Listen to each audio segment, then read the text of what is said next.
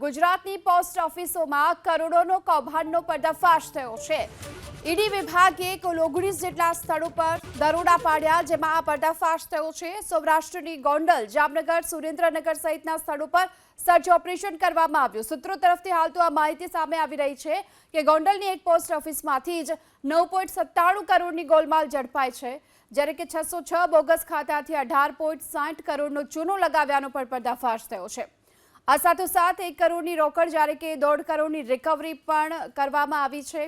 તપાસમાં પોસ્ટલ અધિકારી અને કર્મચારીઓની સંડોવણીનો પર્દાફાશ થયો છે। જો કે હજુ પણ ઈડી અત્યારે તપાસ ચલાવી રહી છે।